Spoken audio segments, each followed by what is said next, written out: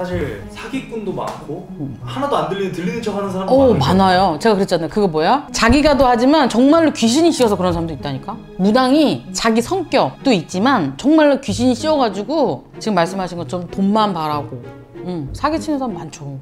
엄청 많아요. 그거 어떻게 구분을 해야 되나요? 아, 일반적인 사람이? 네, 가면은 사실 되게 압도당해서 그냥 이렇게 상담을 받잖아요, 일반인들은. 근데 듣다 보면은 되게 하고 이렇게 점점 가니까 그게 사기인지 아니면 정말 신령님이 아니고 귀신인지 그런 걸 어떻게 구별하냐면 그거는 그야 말대로 자기 마음이지. 사기 당하는데 작정하고 사기치는데 어떻게 할 거야. 그렇잖아. 작정하고 사기치면 감당할 수는 없어. 다만 그런 거 있잖아요. 정말 사기꾼들은 지금 말씀 참 잘하신 게 너무 주도적이야.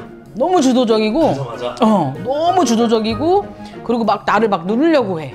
막 이런 사람도 있잖아. 보살이 무당이 돼갖고 너무 막 세게 보이자고만 하는 사람들. 그런 사람들 일단은 경계를 해야지. 일단은 먼저 거기서부터 경계를 해고 시작을 해야죠.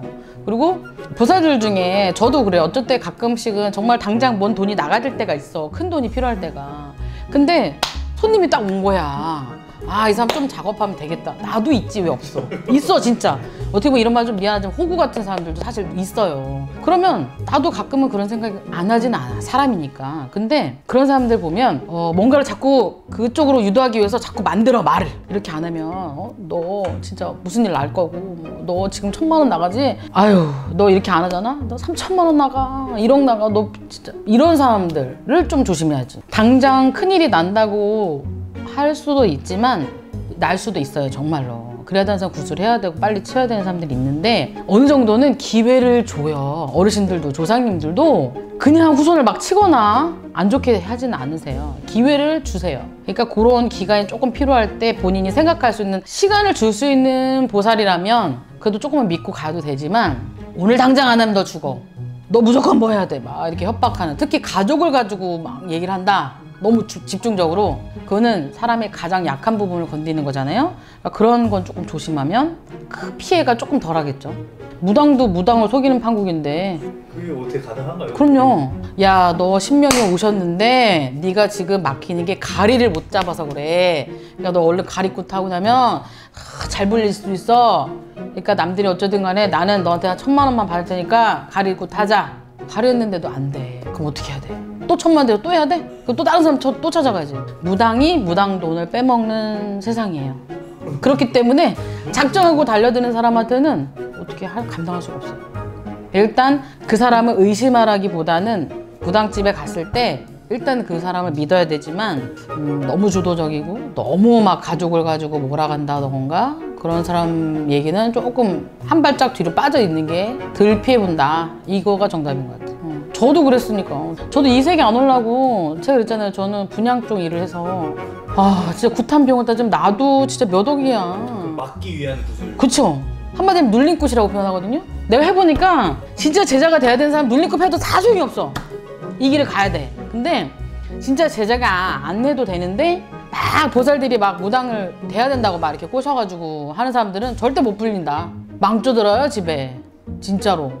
그러니까 나는 돈대로 돈 다 쓰고 고생대로 다 하고 아까 그랬잖아. 무의 세계로 돼가지고 나는 이 길을 왔어요. 아무것도 없이 진짜 초 2개 놓고 항아리 하나 놓고 기도했었던 게 나예요.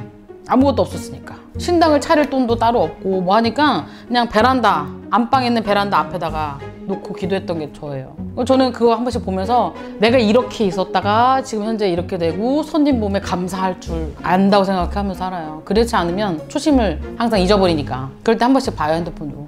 맞아, 내가 이렇게 살은 적도 있는데 내가 진짜 지금 엄불도 모시고 신당도 이렇게 뻑적지근하게 해놓고 손님도 제대로 보고 그 감사하죠. 그래서 나는 그 전에 사람들한테 전에는 막 원망했었어요. 처음에는 어떻게 이렇게 사람을 힘들게 만드나 했는데 이 세계를 정말 제대로 와보니까 할머니 할아버지가 그렇게 인간 공부를 시키느냐고 저를 그렇게 만드셨더라고요. 그래서 돈도 잃었고 내가 어떻게 보면은 제일 강조하고 있는 것 중에 나 스스로한테 강조하고 있는 것 중에 절대 인간한테 사기치지 마라.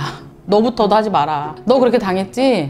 하지 마. 그리고 너 없어봤잖아. 그러니까 없는 사람 심정 알아야 돼. 이렇게 다 알려주시려고 공부시키셨던 것 같아요. 그래서 지금은 괜찮다라고 생각하고 내가 혹시라도 약간 좀 뭐랄까 어떨 때 보면 아까 말한 것처럼 호구 같은 사람이 올 때도 있잖아. 우리들도 있어. 없다고 거짓말이야. 그건 진짜로. 근데 가끔 정말 내가 돈이 좀 부족하고 이럴 때 그런 생각 하다가도 그걸 보고서는 아 이거 안 돼. 이런 생각해요. 나 그거를 액자를 하나 여기다 걸어놔야 되겠어. 다음번 촬영 때는 그 액자를 뽑아가지고 하나 걸어놔야겠어. 생각해보니까 걸어놔야겠어. 진짜로.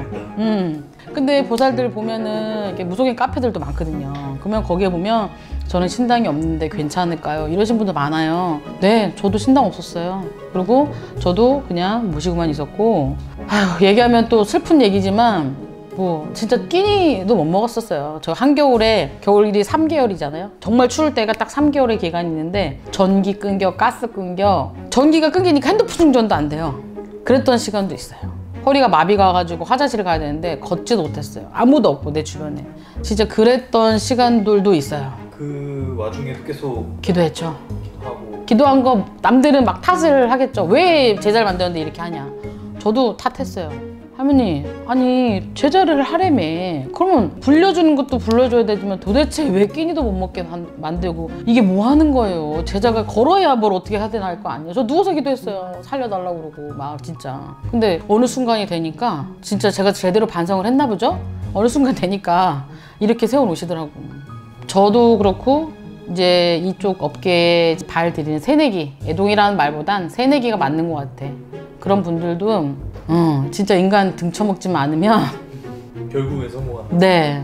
그래서 아까 말한 것처럼 저도 보살 무당님이 돼서도 저도 많이 사기 당했으니까 너무 막 이렇게 쪼이고 뭔가를 협박하는 상황은 일단 발을 한 번만 빼면 사기는 덜 당할 거예요. 저도 거기에 발을 들여봤으니까 저도 해봤어요. 그래서 돈 많이 날렸고 아까 그랬잖아요. 눌림꽃 했던 것도 엄청 여러 번 했어요. 오늘 했는데 한 3개월 했는데 또 신이 발동했대.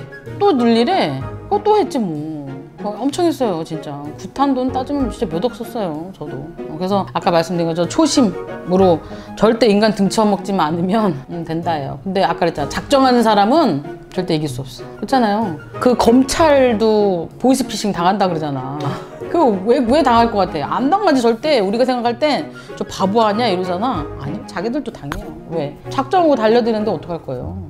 방법 없어요. 그래서 최대한 조심할 수 있는 방법은 아까 말씀드린 것처럼 너무 가족팔이를 많이 하는 거, 너무 억압적으로 막 이렇게 하는 분들도 너무 기세워서 기를 다 막 이 사람을 포섭하려고 하고 누르려고 하는 사람들, 그럴 때는 발을 살짝 빼놓으면 그래도 100% 안 당하는 게 아니라 조금은 낫지 않을까 이런 생각 들어요.